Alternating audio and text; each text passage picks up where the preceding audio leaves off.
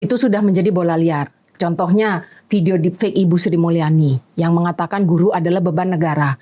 Setelah 2 hari beredar luas, baru dikoreksi. Ternyata itu deepfake. Bu Sri Mulyani nggak pernah ngomong begitu. Tapi kan sudah terlambat. Sebagian sudah mempercayai itu sebagai sebuah kebenaran, akhirnya menimbulkan kebencian yang memuncak, terjadilah peristiwa rumahnya dijarah. Contohnya, gitu ya. Nah, jadi DFK ini, kenapa gue ngotot concern ya, menggaungkan terus? Karena gue lihat kok belum digaungkan gitu loh, media-media, podcast-podcast gitu yang gue lihat ya. Kok kayak dari pemerintah juga nggak tahu ya, dari pemerintah mungkin ini ranahnya mana ya? Kemkom-Digi kali ya? Digi kok. Kemkom-Digi ya. Kemkom-Digi kayaknya harus menggaungkan gitu loh. Bukan tugas gue kecuali gue dibayar. Ini kan beda-beda. Tapi gue punya kekhawatiran itu.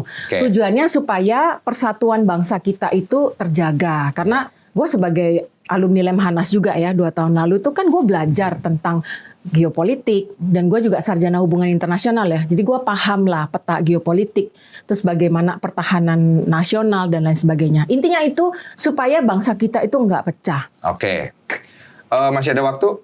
Ya, 20 detik. 20 detik. Saya minta tambahan dikit. Jadi poinnya dari semua keresahan itu, apa yang akhirnya kesasar ke Ferry? Partai yang mana? Sebetulnya awalnya kan nggak sengaja ke Ferry ya, nggak ada mentarget Ferry itu enggak.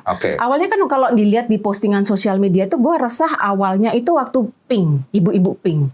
Loh kok begini gitu. Terus kemudian gue ngelihatnya gini, gue kan ngerti branding lah dikit-dikit ya. 20 tahun yang lalu tuh gue ikut tim brand activation yang agensinya Unilever, P&G. Jadi gue ngerti lah dikit-dikit. Ketika awal demo itu menurut gue masih organik. Demo Pati itu pun menurut gue organik gitu ya. Dan menurut gue keren gitu ya. Warga gotong royong bawa pisang dan lain sebagainya. Demo di Jakarta itu awalnya menurut gue organik. Tapi ketika udah mulai ada brandingan. Pink green. Terus kemudian ada jargon-jargon. Kayak ada tagline-nya. Itu menurut gue ini udah branding banget. Dan gue resah karena mengacu kepada revolusi warna.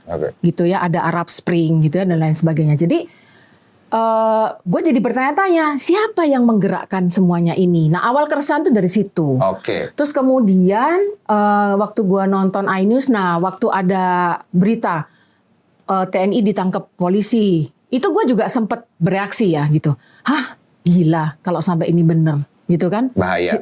Ya bahaya dan ya ini gimana gitu loh. Karena kan Polri dan TNI itu kan perlindungan ya. Yang satu keamanan, yang satu pertahanan gitu. Lah kalau dua-duanya bermain kan, ya ngeri lah. Jadi, waktu habis ya. Nggak boleh terlalu panjang ya.